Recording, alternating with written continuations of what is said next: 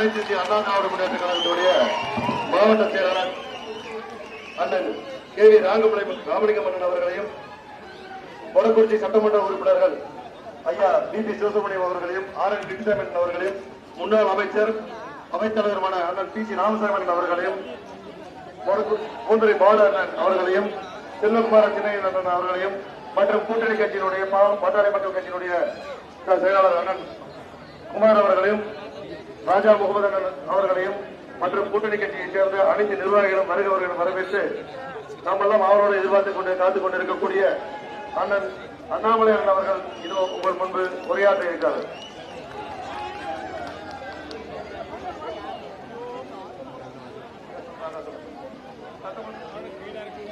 சட்டமன்றத்தினுடைய வேட்பாளர் அருமை சகோதரி கிருத்திகா சிவகுமார் அவர்கள் இதோ உங்கள் முன்பு சிறிது நேரம் வாக்கு சேகரிக்கிறார்கள். இந்த மொடக்குறிச்சி மண்ணின் மக்களின் நலனுக்காகவும் வளர்ச்சிக்காகவும் இந்த சட்டமன்ற தேர்தலில் போட்டியிட வேட்பாளராக என்னை பரிந்துரை செய்து எனக்கு ஆதரவு அளிக்க வந்திருக்கும் எங்களது தமிழக சிங்கம் எழுச்சி நாயகர் அண்ணாமலை அண்ணனை வருக என்று வரவேற்பதில் மட்டற்ற மகிழ்ச்சி அடைகிறேன். இந்த மண்ணின் நலனுக்காகவும் மக்களின் நலனுக்காகவும் நாம் அனைவரும் ஒன்று கூடி பாடுபட்டு இந்த திமுக அரசினை அகற்றி நல் ஆட்சியில் நம்மளது முதல்வராக எடப்பாடியார் ஐயாவை அமர்த்துவதுதான் முதல் நோக்கம். அதற்கு மொடக்குறிச்சியில் தாமரை மலர்களை தீர வேண்டும். அப்பொழுதுதான் தமிழகம் வளரும் என்று சொல்லி அனைவரும் எனக்கு ஆதரவு கொடுங்கள் என்று கூறி அண்ணனை சிறப்பு உரையாற்ற அழைக்கிறேன். அன்பார்ந்த பெரியவர்களை, தாய்மார்களே, அற்புதமான புண்ணிய பூமியாக இருக்கக்கூடிய விவசாய பெருமக்கள் அதிகமாக இருக்கக்கூடிய விவசாயத்திலே தினமும் கஷ்டப்பட்டு உழைக்கக்கூடிய உழைப்பாளர்கள் இருக்கக்கூடிய ஒரு அற்புதமான தொகுதி நம்முடைய மொடக்குறிச்சி தொகுதி. அது மட்டும் இல்லை அருமை சொந்தங்களே, காலங்காலமாக அனைத்து இந்திய அண்ணா திராவிட முன்னேற்ற கழகத்தினுடைய கோட்டையாக இருக்கக்கூடிய ஒரு தொகுதியும் கூட நம்முடைய மொடக்குறிச்சி தொகுதி என்பதை நாம் எல்லோரும் அறிந்திருக்கிறோம். அருமை சொந்தங்களே, இதற்கு முன்பு சட்டமன்ற உறுப்பினராக அமைச்சராக பொறுப்பேற்று இந்த பகுதியில் ஒரு பெரும் பெயரை எடுத்திருக்கக்கூடிய ஐயா சொந்தங்களே, என்னோடு பாரதிய ஜனதா கட்சியினுடைய ஆற்றல் மிகுந்த மாவட்ட தலைவர் அருமையண்ணன் SM செந்தில் அவர்கள் இருக்கின்றார்கள். அவர்களுக்கும் என்னுடைய வணக்கத்தை தெரிவித்துக் கொள்கின்றேன்.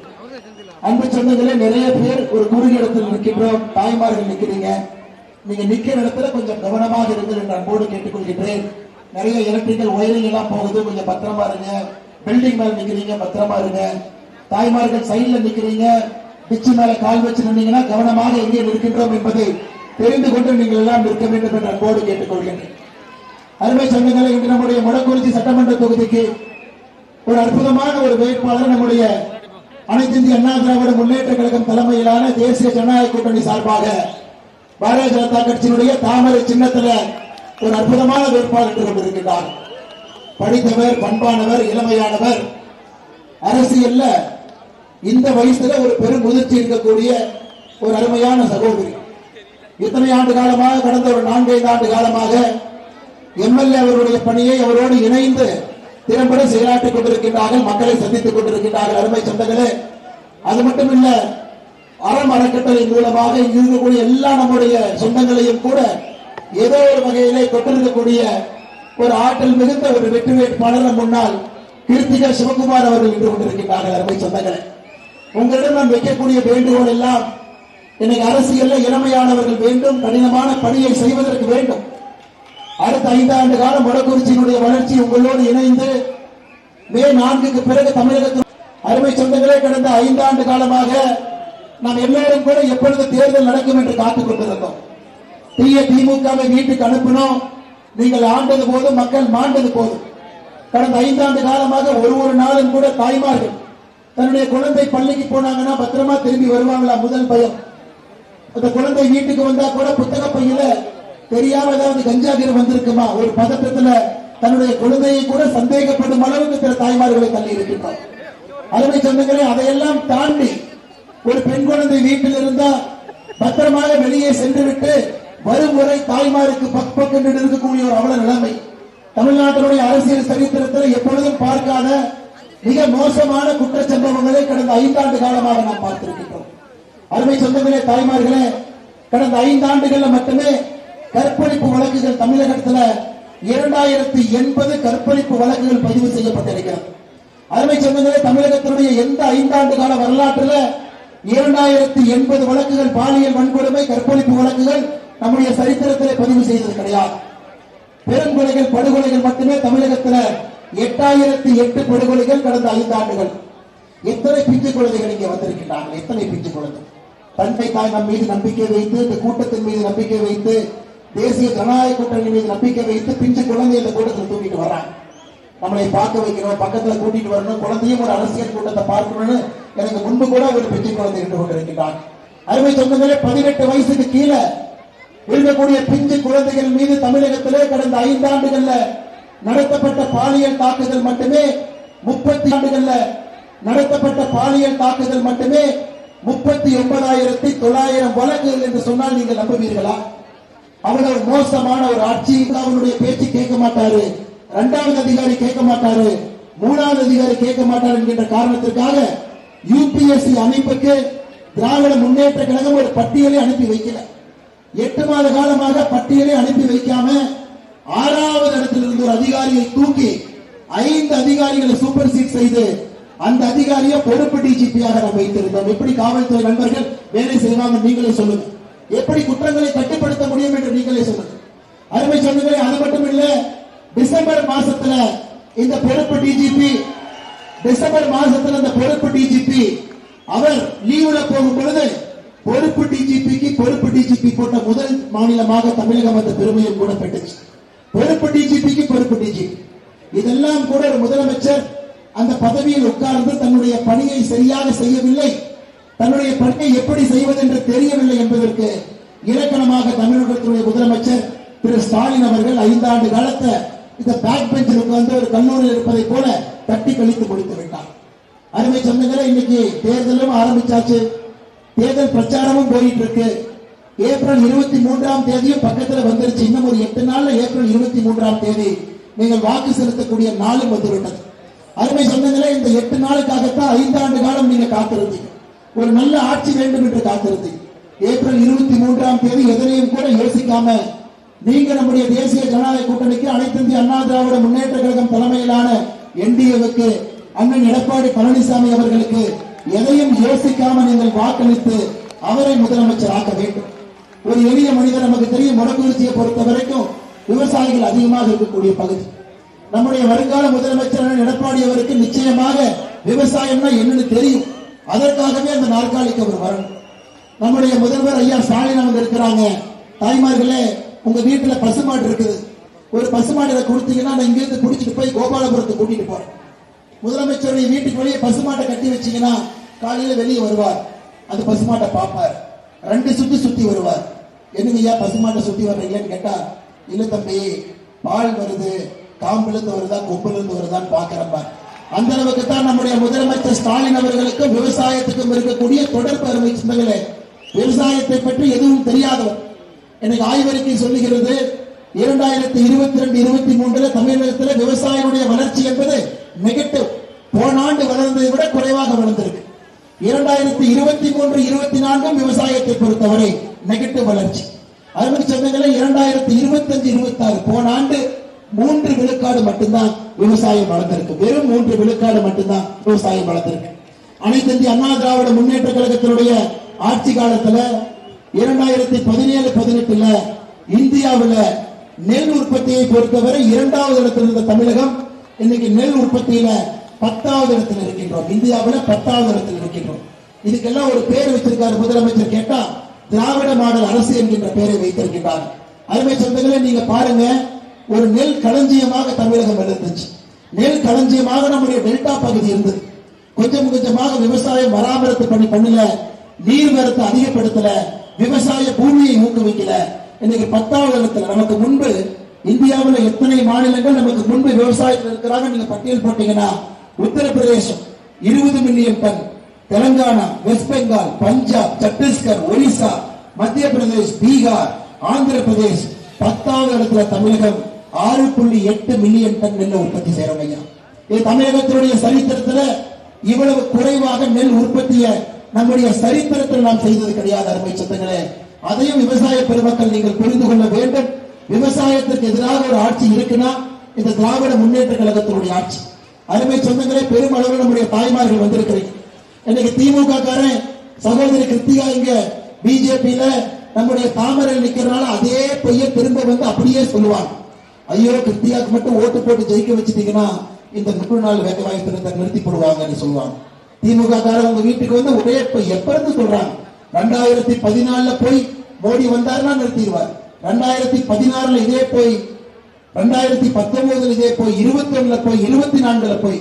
அருமை சொந்தங்களே, இந்த 100 நாள் வேலை வாய்ப்பு திட்டத்திற்கு நீங்கள் இதை புரிந்து கொள்ள வேண்டும். கடந்த 5 ஆண்டு காலத்துல இந்தியாவில் ஒரு மாநிலத்திற்கு அதிகப்படியாக நிதி கொடுத்திருப்பது நம்முடைய தமிழகத்திற்கு. அருமை சொந்தங்களே, கடந்த 5 ஆண்டுகள்ல மட்டுமே 100 நாள் வேலை வாய்ப்பு திட்டத்திற்கு 46,000 கோடி ரூபாய் தமிழகத்திற்கு மத்திய அரசு அனுப்பி வைத்திருக்கின்றார்.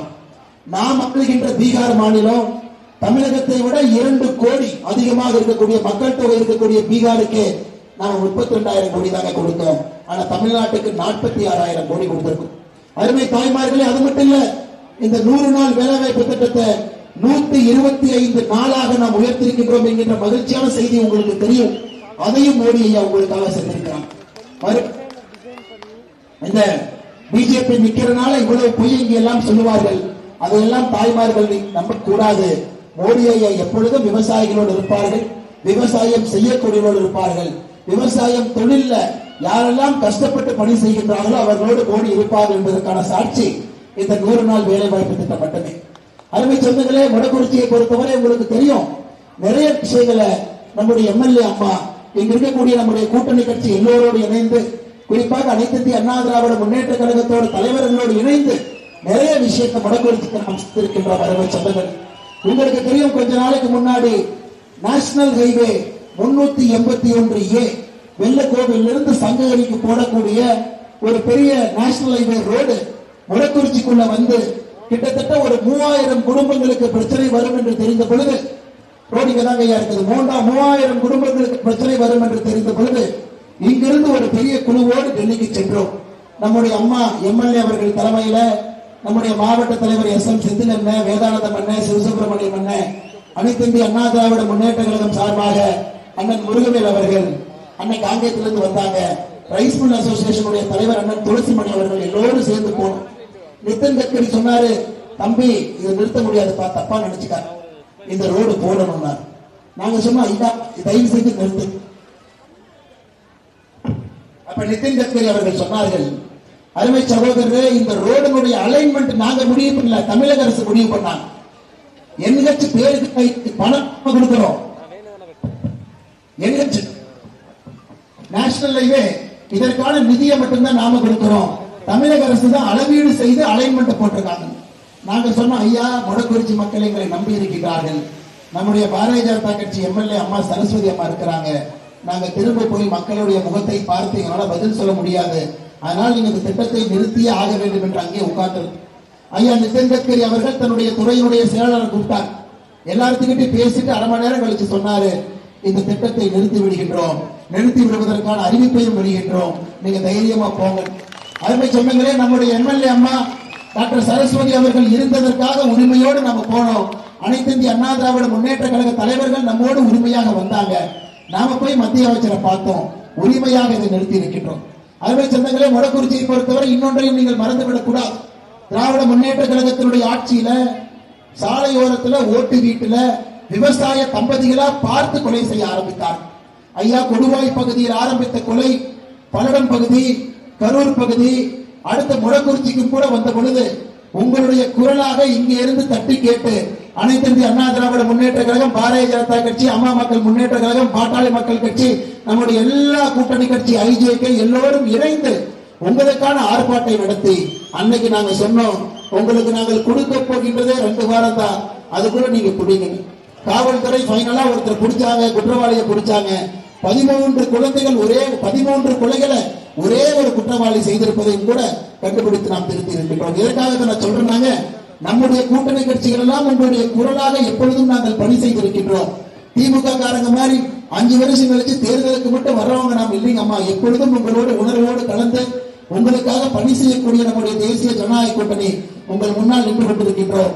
நம்முடைய வெற்றி வேட்பாளர் கிருத்திகா அவர்களை முழுமையாக நீங்கள் ஆதரித்து அவரை வெற்றி பெற செய்து இங்கிருந்து நீங்கள் சட்டமன்றத்திற்கு அனுப்பி வைக்க வேண்டும் என்று அன்போடு கேட்டுக்கொள்கின்றோம். அருமை சொந்தங்களே, இன்னைக்கு நம்முடைய சகோதரி எதிர்த்து யார் நிற்கிறாங்க? சகோதரி எதிர்த்து மதிமுகவுடைய வேட்பாளர் நிற்கிறாங்க. ஆனா மதிமுகவுடைய வேட்பாளர் எப்படி நிற்கிறாரு? மாப்பிள்ளை நான் தாங்க, சட்டம் அவங்களுங்கிற மாதிரி திமுக சின்னத்துல நிற்கிறாங்க. அருமை சொந்தங்களே, இதெல்லாம் பார்க்கும் பொழுது நமக்கு என்னங்க சொல்றது? தமிழகத்துல மதிமுகங்கிற ஒரு கட்சி எப்படி இருந்த கட்சி இன்னைக்கு எப்படி ஆகி திமுகவுக்கு முழுவதும் ஜால்ரா போடக்கூடிய ஒரு முழுநேர வேலை கட்சியாக இன்னைக்கு மதிமுக மாறி இருக்கிறது. வடக்குறிச்சியும் அதே போல்தான். மதிமுகவுடைய ஒரு சட்டமன்ற உறுப்பினரை தேர்ந்தெடுத்து நமக்கு என்ன பயனுங்க? அவங்க யார்கிட்ட போய் கேட்பாங்க? மாநிலத்தில் ஆட்சியில் இருக்கிறாங்களா, மத்தியில் ஆட்சியில் இருக்கிறாங்களா? அவங்க பேரை யாரும் கேட்க போறாங்க? யாரும் கேட்க போவது கிடையாது.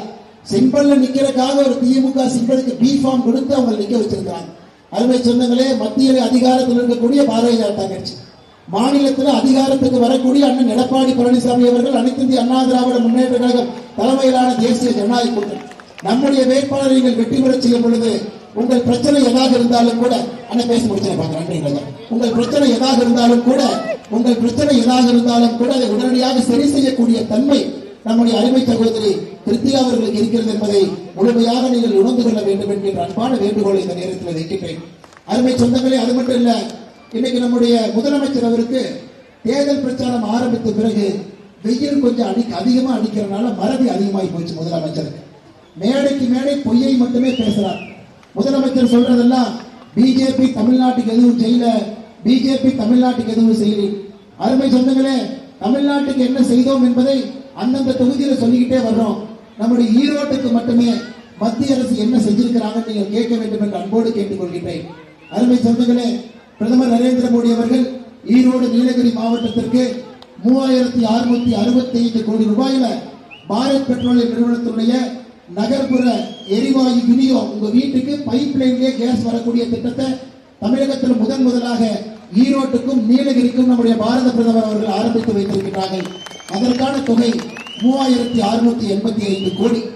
அருமை சொந்தங்களே, அது மட்டும் இல்ல, இந்த திட்டத்தின் மூலம் ஈரோடு மாவட்டம் நீலகிரியில் இருக்கக்கூடிய 8,80,000 வீடுகளுக்கு நீங்க கேஸ் சிலிண்டரை வாங்க வேண்டாம். இப்ப இருந்து 2 ஆண்டுகள் கழித்து பைப்பு மூலமாக உங்க வீட்டுக்கு கேஸ் வரும். அதையும் கூட நரேந்திர மோடி அவர்கள் தமிழகத்தில் முதலாக இங்கே கொண்டு வந்திருக்கிறார். அருமை சொந்தங்களே, உங்களுக்கு தெரியும், 200க்கும் மேற்பட்ட சிஎன்ஜி நிலையங்கள் இந்த 2 மாவட்டத்தில் மட்டும் அமைக்க இருக்கின்றோம். அதன் மூலமாக ஒரு பெரிய பொருளாதாரம் இந்த பகுதிக்கு கூட இருக்கிறது. அமிர்த் பாரத் திட்டத்தின் கீழ் ஈரோடு சந்திப்பு ரயில்வே நிலையம் 36 கோடி மதிப்பீட்டில் நாம் மறுசீரமைப்பு செய்து கொண்டிருக்கின்றோம். ஈரோடு கரூருடைய 67 கிலோமீட்டர் தூரத்திற்கு இரட்டை ரயில் பாதை பணிகள் நடந்து கொண்டிருக்கிறது. அருமை சொந்தங்களே, அது மட்டும் இல்ல, ஈரோடு சந்திப்பு வழியாக வந்தே பாரத், அமிர்த் பாரத் உள்ளிட்ட 184 ரயில்கள் செல்லக்கூடிய ஒரு இந்தியாவுடைய மிக முக்கிய ரயில்வே நிலையமாக ஈரோடு ரயில்வே நிலையம் தொடர்ந்து இயங்கிக் கொண்டிருக்கிறது.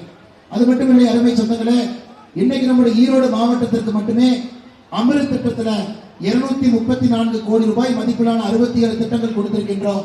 ஸ்மார்ட் சிட்டியில 490 கோடி ரூபாய் மதிப்பிலான திட்டங்கள் கொடுத்திருக்கின்றோம். மிக பெருமையாக நான் சொல்லுவேன், ஒரு பாரதிய ஜனதா கட்சியுடைய சட்டமன்ற உறுப்பினர், தேசிய ஜனநாயக கூட்டணியினுடைய தலைவர்கள் ஆதரவோடு இந்த மாவட்டத்தில் 93% வீடுகளுக்கு பைப்பு மூலமாக குடிநீரை மத்திய அரசு ஜல் ஜீவன் திட்டம் மூலமாக கொண்டு வந்திருக்கின்றோம்.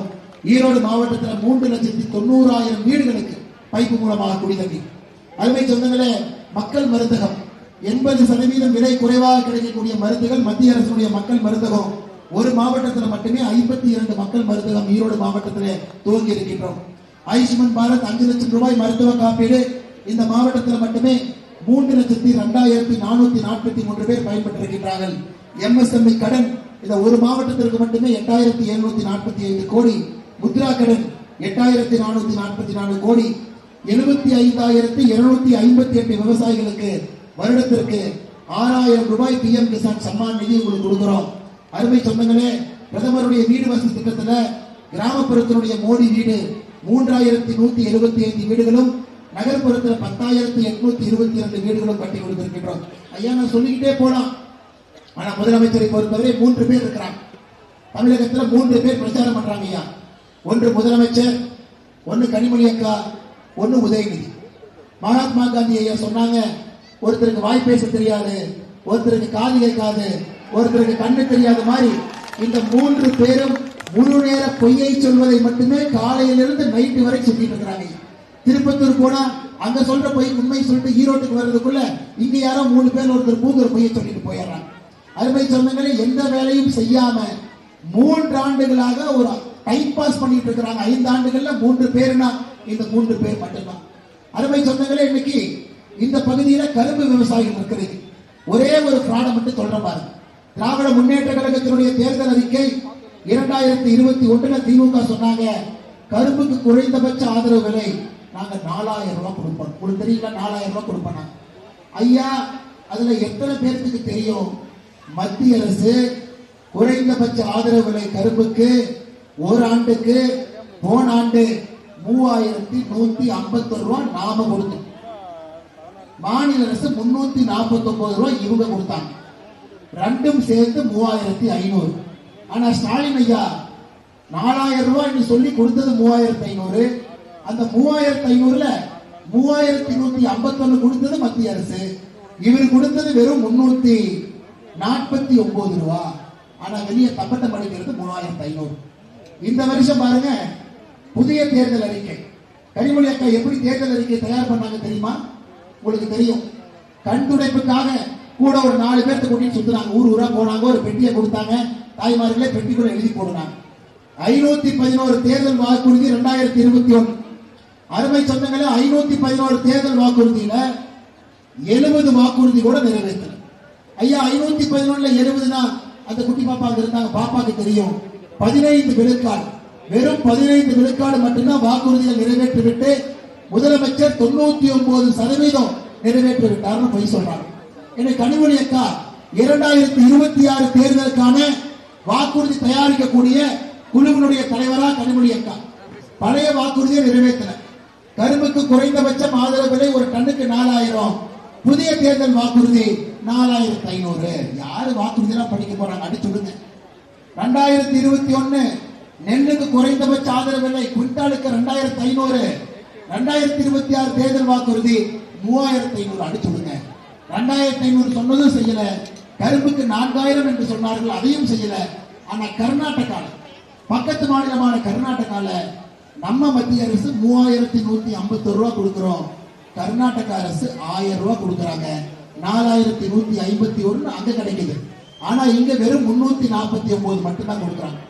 அருமை சொந்தங்களே, விவசாய பெருமக்கள் நீங்கள் புரிந்து கொள்ள வேண்டும். மத்திய அரசு விவசாயத்தை ஊக்குவிக்கணும், பெருக்கணும், 100 நாள் வேலைவாய்ப்பு திட்டத்திற்கு துணையாக இருக்க வேண்டும் என்று நாம் இவ்வளவு செய்தும் கூட மாநில அரசு அதை தடுத்துக் கொண்டிருக்கிறார். இத்தனை படித்த மத்திய அரசுடைய திட்டங்கள் கூட அனைத்து இந்திய அண்ணா திராவிட முன்னேற்ற கழகம் தலைமை அரசு இருக்கும் பொழுது அவங்களோட தான் பாதி திட்டத்தை நம்ம கொண்டு வந்தோம். இவங்க ஆட்சியில் எந்த திட்டமும் கீழே வரும். இந்தியாவில 11 மருத்துவக் கல்லூரி ஒரே நேரத்தில் அண்ணன் எடப்பாடி அவர்கள் இருக்கும் பொழுது கொண்டு வந்தோம். அதனாலதான் அருமை சொந்தங்களே, இந்த கூட்டணி மிக மிக முக்கியமான ஒரு கூட்டணி. ஏனென்றால் மத்தியில மோடி அவர்களும் மாநிலத்தில் எடப்பாடி அவர்களும் இணையும் பொழுது மட்டும்தான் திட்டங்களை பெருக்கி உங்களுடைய வளர்ச்சியை உறுதிப்படுத்த முடியும். அருமை சொந்தங்களே, ஆனால் இந்த கூட்டணிக்கு நீங்கள் அன்போடு வாக்களிக்க வேண்டும் என்று உங்களை எல்லாம் பண்போடு, பாசத்தோடு, பரிவோடு நான் கேட்டுக்கொள்கின்றேன். அருமை சொந்தங்களே, அது மட்டும் இல்ல, கடந்த 3 நாட்களாக வெயில் அதிகமா போச்சு. எல்லா இடத்துலயும் வெயில். எல்லாரும் வெயிலேயே பிரச்சாரம் பண்றோம். பாவம், நீங்களும் வெயில தான் பல நேரத்தில் நிக்கிறீங்க. அந்த வெயில உதயநிதி ஸ்டாலின் ஏதோ ஆயிப்போச்சு. அவர் எடப்பாடி என்னன்னா மிக தரையுறவாக, மிக மோசமாக உதயநிதி ஸ்டாலின் பேசிக் கொண்டிருப்பதை நாம் எல்லோருமே பார்த்துக் கொண்டிருக்கின்றோம். அருமை சகோதரர் உதயநிதி அவர்களே, எடப்பாடி என்ன எம்எல்ஏ ஆகும் பொழுது நீங்க டைப்பர் போட்டு தவழ்ந்துகிட்டு இருந்தீங்க என்பதை மறந்துவிடக் கூடாது. அதனால பேசும்பொழுது பேசுகிற ஒரு பக்கமும் ஒரு முதிர்ச்சியும் ஒரு ஆணவம் பேச்சுல குறைவாக இருக்க வேண்டும். இன்னைக்கு தமிழகத்தில் பாருங்க, உதயநிதி ஸ்டாலின் என்ன கிழிச்சாருன்னு அவருக்கு துணை முதலமைச்சர். அவர் என்ன கிழிச்சாரு நமக்கு வந்து பாடம் எடுத்துக்கிட்டு இருக்கிறாரு. எப்படி தமிழக அரசியல் நடத்தணுமா? கக்கன் ஐயாவும் காமராஜர் ஐயாவும் புரட்சி தலைவரும் எப்படிப்பட்ட மனிதர்கள் நடந்த இந்த மண்ணுல இன்னைக்கு எப்படிப்பட்ட கலைசனைகள்லாம் அரசியல் பண்ணிட்டு இருக்கு நீங்க பாருங்க அருமை சொந்தங்கள். இந்த குடும்பாட்சியை ஒழிக்கணும், இப்பவே ஒழிக்கணும். பக்கத்துல சிலுவாம்பட்டியில எடப்பாடியிலிருந்து ஒரு எளிமையான மனிதர் இந்தியாவுடைய ஒரு முக்கியமான பிராந்திய கட்சியினுடைய பொதுச் செயலராக உயர்ந்து வர முடியும் என்பதற்கு அண்ணன் சாட்சி. அதே போல பாரதிய ஜனதா கட்சியில அடிமட்ட தொண்டன் எந்த பொறுப்புக்கும் செல்ல முடியும் என்பதற்கு பாரதிய ஜனதா கட்சி சாட்சி. நம்முடைய கூட்டணி கட்சிகள் எல்லாம் உங்களை போன்ற எளிய மனிதர்கள் தொண்டர்களாக இருந்து தலைவர்களாக மாறி வழிநடத்தக்கூடிய கட்சிகள். ஆனா திமுகவை பொறுத்தவரைக்கும் அப்படி இல்லைங்க. அது மட்டும் இல்ல, மு.க. ஸ்டாலின் ஐயா சொல்றார், அனைத்து இந்திய அண்ணா திராவிட முன்னேற்ற கழகத்திற்கு குறிப்பாக எடப்பாடி என்ன அண்ணா என்கின்ற வார்த்தையை பயன்படுத்தக்கூடாது. அதிமுக அண்ணா என்கின்ற வார்த்தையை பயன்படுத்தக்கூடாது. என்ன பேச்சு பாரு, தாய்மார்கள் என்ன பேச்சு பேசுறாங்க பாரு. இந்தியாவிட ஒரு கட்சி அண்ணாதுரை ஐயா பேரறிஞர் அண்ணா அவருடைய பெயரை பயன்படுத்தக்கூடாது என்றால் அது திமுக. ஏன் நான் சொல்றேன், திராவிட முன்னேற்ற கழகம் ஆரம்பித்த பொழுது 1949 செப்டம்பர் 18 ராபின்சன் பூங்கால 27 பேர் மேடையில் உட்கார்றாங்க. அதுல 27வது இருந்தவர் யாருன்னா கருணாநிதி. அவருக்கு முன்னாடி 26 பேர் இருந்தாங்க. 26 பேர்த்தையும் ஒழிச்சு அந்த கட்சியை டேக் ஓவர் பண்ணி அந்த குடும்ப கார்பரேட் கம்பெனியாக மாற்றி உலகத்தினுடைய முதல் 100 பணக்கார வரிசையில இன்னைக்கு கலாநிதி மாறன் டைம் மேகசின் சர்வேல இருக்கிறார். அப்படிப்பட்ட ஒரு பணக்கார குடும்பமாக உருவாய் நான் பல டைம் ஆண்டவனை வேண்டிக்குவேன். இந்த திருவாரூர்ல இருந்து வரக்கூடிய ரயில்ல மட்டும் ஒரு டிக்கெட் கலெக்டர் சரியா இருந்திருந்தா தமிழ்நாடு சரியா இருக்கும். அன்னைக்கு ஒரு டிக்கெட் கலெக்டர் அன்னைக்கு ஏதோ தூங்கிட்டாருன்னு நினைக்கிறேன். இவர் 7 டிக்கெட் எடுக்காம வந்து நம்ம உயிரை வாங்கிட்டு இருக்கிறாங்க. 50 ஆண்டு காலமாக திமுக கையில் வச்சுட்டு. அருமை சொந்தங்களே, எனக்கு பேரறிஞர் அண்ணா அவர்களுக்கு குழந்தைகள் இல்லை. தங்கச்சியினுடைய 4 குழந்தையை தத்தெடுத்து வளர்த்தினாங்க.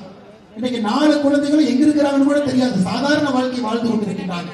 அது சமீபத்தில் அண்ணாதுரை ஐயா பேரறிஞர் அண்ணாவுடைய கொள்ளு பேத்தி பிரதீகா ராணி 2020 IAS அதிகாரியாக தேர்ச்சி பெற்றாங்க. அதை யாரும் கொண்டாட கூட இல்லை. அவங்க பாட்டுக்கு அடுத்த வேலை செய்ய போயிட்டாங்க.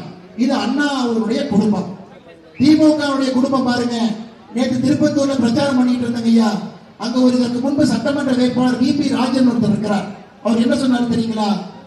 இன்ப நிதியில் முதலமைச்சர் ஆகிவிட்டு தான் இந்த கட்டையிலிருந்து உசுறு போகும். ஏங்க அவர் எப்ப முதலமைச்சர் ஆகிறது?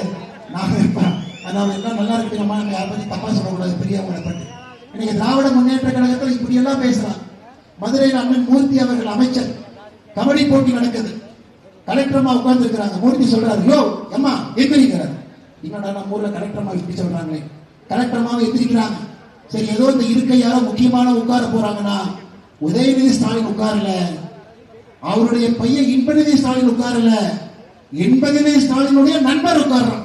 இந்த கேடுகட்ட ஆட்சி எங்கேயாச்சும் பார்த்துருக்கீங்களா? மதுரையில் இருக்கக்கூடிய கலெக்டருக்கு மரியாதை கிடையாது. ஒரு கட்சியை மொத்தமா அப்படி கப்ஜா பண்ணி உட்கார்ந்துக்கிட்டு இவங்க நமக்கு பாடம் எடுக்கின்றார்கள். பேரறிஞர் அண்ணாவுடைய பெயரை நாம சொல்லக்கூடாது. திராவிடம் என்கின்ற பெயரை சொல்வதற்கும் உரிமை இல்லை. அதையும் தவறான கடந்த 50 ஆண்டுகள்ல மாத்தி ஒரு நச்சுத்தன்மையை வசிச்சிட்டாங்க. அதன் பிறகு அண்ணாதுரை என்கின்ற பேர்ல பேரறிஞர் அண்ணாவருடைய பெயரை சொல்வதற்கு ஒரு அருகதை இல்லை. இன்னைக்கு எப்படிப்பட்ட கட்சி, எப்படிப்பட்ட திராவிட நாடாக இருந்த தமிழகத்தை குடும்ப திராவிட நாடாக மாற்றி வச்சிருக்கிறாங்க. அதனால் அருமை சொந்தங்களே, அருகதை இல்லாத திமுகவை இந்த ஆட்சியில நீங்க வீட்டுக்கு அனுப்ப வேண்டும் என்று கேட்டுக்கொள்கின்றேன். அம்மா போன வாரம், தாய்மார்களே போன வாரம் எதுக்கு நான் படிச்சு சொல்றாங்க, மறதி ஒரு வியாதி. நாம எல்லாம் ரொம்ப நல்லவங்களா இருக்கிறோம்.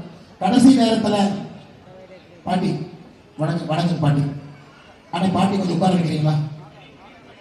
சரி, நன்றி பாட்டி. நன்றி பாட்டி. நன்றி தயவு செஞ்சு உட்கார்ந்து பாட்டி. ரொம்ப நன்றி. அருமை சொந்தங்களே, 2 வாரத்திற்கு முன்பு தமிழகத்தினுடைய டிஜிபி மாற்றப்பட்டார். டிஜிபி மாற்றப்பட்டார் என்று சொல்வதை விட டிஜிபி போடப்பட்டார் என்று தான் சொல்லணும். இல்லாத டிஜிபியை எலெக்ஷன் கமிஷன் போட்டிருக்கிறாங்க. 4 நாட்களுக்கு முன்பு தலைமைச் செயலாளர் மாற்றப்பட்டார். ஏப்ரல் 23ஆம் தேதி முதலமைச்சர் கொஞ்சம் மாத்தி விட்டுருங்க, எல்லாத்தையும் விட்டுட்டீங்கன்னா சரியாக இருக்கும். டிஜிபியை மாத்தியாச்சு, சீஃப் செக்ரட்டரியை மாத்தாச்சு, முதலமைச்சரை மாத்தி அண்ணன் எடப்பாடி பழனிசாமி அவர்களை முதலமைச்சர் ஆக்கி மொடக்குறிச்சியிலிருந்து உங்களுடைய குரலாக நம்முடைய கிருத்திகாவை நீங்க அனுப்புங்க. நல்ல சகோதரி, பணி செய்யக்கூடிய சகோதரி, மக்களுக்கு சேவை செய்யக்கூடிய சகோதரி, நம்மளுடைய அன்பையெல்லாம் பெற்றிருக்கக்கூடிய சகோதரி. நாங்கள் எல்லாம் சகோதரியோடு துணை இருப்போம். மொடக்குறிச்சி கிட்ட மத்திய அரசு கிட்ட இருந்து பேசுறோமா, நாங்க கூட போறோம். என்ன வேண்டுமோ மொடக்குறிச்சிக்கு அனைத்து இந்திய அண்ணா திராவிட முன்னேற்ற கழகம் மொடக்குறிச்சியில அவ்வளவு தலைவர்கள் இருக்கிறான். எத்தனை சட்டமன்ற உறுப்பினர்கள், எத்தனை எம்பி மொடக்குறிச்சி தொகுதியில மட்டும் எல்லாத்தையும் கூட்டிட்டு நாங்க போறோம். என்ன வேண்டுமோ மொடக்குறிச்சி கொண்டு வந்து கொடுக்கின்றோம். உங்களுக்கு தெரியும், எடப்பாடி அண்ணன் இருக்கிறாங்க, இங்க அதிமுக இருக்கு, அவங்க பேசிக்குவாங்க, மொடக்குறிச்சிக்கு என்ன வேணுமோ வாங்கிட்டு வந்துருவாங்க. அதனால அருமை சொந்தங்களை எதை பத்தி யோசிக்காதீங்க. நீங்க நேரா போய் தாமரை சின்னத்திற்கு வாக்களிக்கணும். இளைஞர்கள் இளைஞர்கள் இளைஞர்கள் இளைஞர்களுக்கு அன்போடு கேட்டுக்க. இளைஞர்கள் அருமை சொந்தங்களே, 18 வயசுல முதல் ஓட்டு போறவங்க 17 லட்சம் பேர் இருக்கீங்க. 20 வயசுல இருந்து 29 வயசு 1,03,00,000 பேர் இருக்கிறீங்க. அப்ப மொத்தமாக 29 வயசு கீழே 1,30,00,000 பேர் இருக்கிறீங்க. அதனால ஓட்டு போடும்போது கொஞ்சம் பார்த்து யோசிச்சு உங்களுடைய ஃபியூச்சரை கொஞ்சம் திங்க் பண்ணி, உங்களுக்கு எந்த ஆட்சி வந்தா உங்களை உயர்த்துவாங்கன்னு போட்டு செல்ஃபி எல்லாம் எடுக்கலாம். சில பேர் ஜீப்ல வர்றாங்க கை கட்டுறாங்க, சைக்கிள்ல வர்றாங்க கை கட்டுறாங்க. அவங்க மேல எனக்கு எது கிடையாது, அவங்க மேல எனக்கு எது கிடையாது. எலெக்ஷன் கொடுத்ததுக்கு அப்புறம் அவங்க நடிச்ச படத்தை நானும் போய் பார்ப்பேன், கை தட்டிட்டு வெளியே வந்துருவேன். அது வேற இது வேற. இது நம்முடைய தேர்தல், நம்முடைய தலைமுறைக்கான தேர்தல். மாத்திக்கிற ஓட்டு போட்டு விட்டுறாதீங்க. கரெக்டா நீங்க எல்லோருமே தாமரை சின்னத்திற்கு, அன்பு சகோதரிக்கு, அண்ணன் எடப்பாடி அவர்களுக்கு, நீங்க மொடக்குறிச்சியில் இருக்கிறனால தாமரைக்கு நீங்கள் வாய்ப்பளித்து, தாய்மார்களே ரட்டளைக்கு பதிலா தாமரை, ரட்டளைக்கு பதிலா மொடக்குறிச்சியில தாமரை. நீங்க போய் ரட்டளைக்கு சில பேர் துளாவேறாதீங்க. 2021 நான் தேர்தல் நிற்கும் போது ஒரு பாட்டி, தம்பி எதிரப்பா நிக்கிறேன் நான், பாட்டி இவிஎம்ல முதல் பட்டன். பாட்டி என்னை வந்து பார்த்தாங்க, தம்பி கரெக்டா முதல் பட்டன் அமுத்திட்டேன், ஆனா ஒரு சின்ன பிரச்சனை என்னன்னா அது முதல் பெட்டியா 2வது பெட்டியா 3வது பெட்டியான்னு தெரியல, 3 பார்த்து 2வது பெட்டி அமுத்தினால பாட்டி முதல் பெட்டியில முதல் பட்டன் பாட்டி. ஏன்னா அந்த சின்னம்ங்கிறது நம்ம இன்னும் குழப்பு. நம்ம எல்லோருக்குமே அந்த பூத்துக்குள்ள போனா அவங்க கதைவெல்லாம் அடைச்சு வச்சிருக்காங்க, லைட்டும் இல்ல, எங்க என்ன இருக்குன்னு தெரிய மாட்டேங்குது. ஏன்னா இங்க ரட்டளையினுடைய இரும்பு கோட்டையாக மொடக்குறிச்சி இருக்கு, நம்ம எல்லோருக்குமே தெரியும். அதனால அருமை சொந்தங்களே, இந்த முறை இந்த தேர்தல்ல 2026ல இருந்து 31 ரட்டளை தான் நிக்குது. ரட்டளைக்கு பதிலா தாமரை, ரட்டளைக்கு பதிலா தாமரை, 2வது பட்டன்ல தாமரை நிக்குது. எந்த பாட்டியும் தயவு செஞ்சு குழப்பிக்காம, பெரியவர்களே தாய்மார்களே, கரெக்டா நீங்க ரட்டளைக்கு ஓட்டு போடுறதா தாமரைக்கு 2வது பட்டன்ல நீங்கள் போட்டு சகோதரி அவர்களை வெற்றி பெற செய்யணும். நாம் எல்லோரும் அண்ணன் தம்பிகள் தான். அனைத்து இந்திய அண்ணா திராவிட முன்னேற்ற கழகத்தினுடைய பலத்தை முழுமையாக அறிந்தவன் நான். மொடக்குறிச்சியில் அவர்களுடைய பலத்தை முழுமையாக அறிந்தவன் நான். அவர்கள் எல்லோரும் தோளோடு தோள் கொடுத்து தாமரையோடு இருக்கின்றார்கள். அதற்காக என்னுடைய சிறந்தாழ்ந்த வணக்கத்தை, நன்றிகளை அவர்களுக்கு தெரிவித்து, நம்முடைய கூட்டணி கட்சியினுடைய எல்லா அற்புதமான தலைவர்கள் மேடையின் மீது இருக்கின்றார்கள். அவர்களுக்கு நன்றி சொல்ல வேண்டிய நேரமும் இந்த நேரத்தில் இருக்கின்றோம். அருமை சொந்தங்களே, அனைத்து இந்திய அண்ணா திராவிட முன்னேற்ற கழகத்தினுடைய மாவட்ட செயலாளர், முன்னாள் அமைச்சர், ஆற்றல் மிகுந்த அண்ணன் KV ராமலிங்கம் அவர்கள், KVR அவர்கள் நம்மோடு இருக்கின்றார்கள். வாழ்த்துக்களை வணக்கங்களை தெரிவித்து, முன்னாள் மொடக்குறிச்சி சட்டமன்ற உறுப்பினர்கள் அண்ணன் VP சுப்பிரமணியன் அவர்கள், அண்ணன் கிட்டுசாமி அவர்கள், அண்ணன் BCR ஐயா அவர்கள் இருக்கின்றார்கள். நன்றி தெரிவித்து, முன்னாள் சட்டமன்ற உறுப்பினர், முன்னாள் அமைச்சர் ஐயா பூத்தரை பால் அவர்களுக்கு வாழ்த்துக்களை நன்றிகளை தெரிவித்து, முன்னாள் நாடாளுமன்ற உறுப்பினர் அண்ணன் செல்வகுமார சின்னையன் அவர்களுக்கு நன்றி கலந்த வாழ்த்துக்களை வணக்கங்களை தெரிவித்து, அருமை சொந்தங்களே, நம்முடைய ஒன்றிய செயலாளர்கள், ஆற்றல் மிகுந்தவர்கள் அண்ணன் கதிர்வேல் அவர்கள், சாலை மாணிக்கம் அவர்கள், மயில் சுப்பிரமணியன் அவர்கள், செல்வராஜ் அவர்கள், கலைமணி அவர்கள், தங்கவேல் நன்றி தெரிவித்து, பாட்டாளிகள் நின்று கொண்டிருக்கின்றார்கள். பாட்டாளி மக்கள் கட்சியினுடைய மாவட்ட செயலாளர் டாக்டர் அன்புமணி ராமதாஸ் ஐயாவுடைய முழு அன்பையும் கூட நம்முடைய சகோதரி பெற்றிருக்கின்றார்கள். மாவட்ட செயலாளர் குமார் அவர்களுக்கு, தமிழ் மாநில காங்கிரஸ் மாவட்ட செயலாளர் அண்ணன் VP சண்முகம் அவர்களுக்கு, அம்மா மக்கள் முன்னேற்ற கழகத்தினுடைய ஆற்றல் மிகுந்த மாவட்ட செயலாளர் அண்ணன் ராஜா முகமது அவர்களுக்கு, தமிழக மக்கள் முன்னேற்ற கழகத்தினுடைய தலைவர் செல்வராஜ் அவர்களுக்கு, புதிய நீதி கட்சி கிருபாகரன் அவர்களுக்கு, பெருந்தலைவர் மக்கள் கட்சி சக்திவேல் அவர்கள், இந்திய ஜனநாயக கட்சி அண்ணன் லாரன்ஸ் அவர்கள் நன்றி தெரிவித்து, ஆற்றல் மிகுந்த பாரதிய ஜனதா கட்சியினுடைய தொண்டர்கள் தலைவர்கள் நின்று கொண்டிருக்கின்றனர். அருமை சொந்தங்களே, கடுமையாக உழைக்கக்கூடிய தொண்டர்கள் நாம். அருமை சொந்தங்களே, நம்முடைய கூட்டணி கட்சி அனுசரணையோடு அண்ணன் தம்பிகளாக நம்மோடு அவர்களை நாம் வழிநடத்தி சென்று, அவர்களோடு தோளோடு தோள் நின்று நமக்கு இங்கே தாமரையை மலர வைக்க வேண்டும் என்பது மோடி ஐயாவுடைய விருப்பம், எடப்பாடி ஐயாவுடைய விருப்பம். பாரதிய ஜனதா கட்சியுடைய தொண்டர்களே, தலைவர்களே, அண்ணன் கனக சபாபதி அவர்கள் மாநிலத்துடைய துணைத் தலைவர் வண்டிக்குள்ள இருக்கிறார்கள் ஐயா, ஐயா அவர்கள் நன்றி தெரிவித்து, மாவட்ட தலைவர் அண்ணன் SM செந்தில் அவர்கள் நம்மோடு இருக்கின்றார்கள். அவருக்கும் என்னுடைய பாராட்டுகளை தெரிவித்து, மொடக்குறிச்சியினுடைய சட்டமன்ற உறுப்பினர், ஒரு சட்டமன்ற உறுப்பினருடைய பயணிக்கு வயது எப்பொழுதும் தடையில்லை என்பதை ஒரு நாளும் நிரூபித்துக் கொண்டிருக்கக்கூடிய அருமை அம்மா டாக்டர் சரஸ்வதி அவர்களுக்கு, மாநில பார்வையாளர் சாம்ராஜ் நகர் அண்ணன் சுந்தர் அவர்களுக்கு, சட்டமன்றத்துடைய அமைப்பாளர் ஆற்றல் மிகுந்த அண்ணன் சிவசுப்பிரமணியம் அவர்களுக்கு, மாவட்டத்தினுடைய பொதுச் செயலாளர் சிவசங்கரன் அவர்களுக்கு, சட்டமன்ற பார்வையாளர் சுதர்சன் அவர்களுக்கு, மூத்த காரியகர்த்தா காந்தியன் அவர்களுக்கு, மாவட்டத்துடைய துணைத் தலைவர் பாலசுப்ரமணியம் அவர்களுக்கு, முன்னாள் மாவட்ட தலைவர் செந்தில்குமார் அண்ணா அவர்களுக்கு, வேதானந்தம் அண்ணா அவர்களுக்கு, முனைவர் அக்கா சுமதி அவர்களுக்கு, கேவிஆர் அண்ணா அவர்கள் முன்னாள் சட்டமன்ற உறுப்பினர் நம்மோடு இருக்கின்றார்கள். அவர்களுடைய வாழ்த்துக்களை வணக்கங்களை தெரிவித்து மாவட்ட செயலாளர்கள் செந்தில்குமார் அவர்கள், சக்திவேல் அவர்கள், நிரஞ்சனா சரவணன் அவர்கள், மயில்சாமி அவர்கள், ஆற்றல் மிகுந்த மண்டல தலைவர்கள் பிரகாசம் அவர்கள், ஜெய்சங்கர் அவர்கள், யோக தட்சிணாமூர்த்தி அவர்கள், ரமேஷ் பொன்னுவேல் அவர்கள், அருண் அவர்களுக்கும் நன்றி தெரிவித்து மேலே இருக்கக்கூடிய நம்முடைய மண்டல தலைவர்கள் எல்லா முக்கிய கட்சிகளுடைய நிர்வாகிகளுக்கும் நன்றி கிடந்த வாழ்த்துக்களை வணக்கங்களை தெரிவித்து அருமை சகோதரர்களே, மே 4ஆம் தேதி தாமரை மலர்ந்து விட்டது என்கின்ற அற்புதமான செய்தியை பாரத பிரதமர் நரேந்திர மோடி அவர்களுக்கு, அண்ணன் எடப்பாடி பழனிசாமி அவர்களுக்கு இங்கிருந்து நீங்கள் அனுப்பி வைக்க வேண்டும் என்று பண்போடு பாசத்தோடு சொல்லி இங்க வந்திருக்கக்கூடிய எல்லோருக்கும் நன்றி தெரிவித்து அருமை சொந்தங்களே, இளைஞர்களே, தாய்மார்களே, மறந்து விடாதீர்கள். நம்முடைய வெற்றி சின்னம் தாமரை சின்னத்திற்கு நீங்கள் வாய்ப்பளித்து சகோதரி அவர்களை வெற்றி பெற செய்ய வேண்டும் என்று அன்போடு இந்த நேரத்தில் பண்போடு பாசத்தோடு கேட்டுக்கொள்கின்றோம். இங்க வந்திருக்கக்கூடிய பெரும் திரளாக வந்திருக்கக்கூடிய எல்லோருக்குமே, இந்த பில்டிங் மேல் நிற்கிறவங்க எல்லோருக்குமே தாய்மார்களுக்கு நன்றி கலந்த வாழ்த்துக்களை வணக்கங்களை தெரிவித்து உரையை முடித்துக் கொள்கின்றோம். நன்றி, வணக்கம். பாரத் மாதா கி. புரட்சி தலைவர் டாக்டர் எம்ஜிஆர் ஐயா அவருடைய புகழ், உங்களுடைய புரட்சி தலைவர் திருமதி ஜெயலலிதா அம்மா அவருடைய புகழ், விஸ்வகுரு உலகத் தலைவர் டாக்டர் மோடி ஐயா அவருடைய புகழ், தேசிய ஜனநாயக கூட்டணியுடைய ஒற்றுமை, தேசிய ஜனநாயக கூட்டணி தலைவர்களுடைய புகழ். பாரத் மாதா கி. அனைவருக்கும் நாளை காலையிலிருந்து தமிழ் புத்தாண்டு வாழ்த்துக்களுங்க. வாழ்க்கையில ஒரு பெரிய வளர்ச்சியோடு, இன்பத்தோடு தமிழ்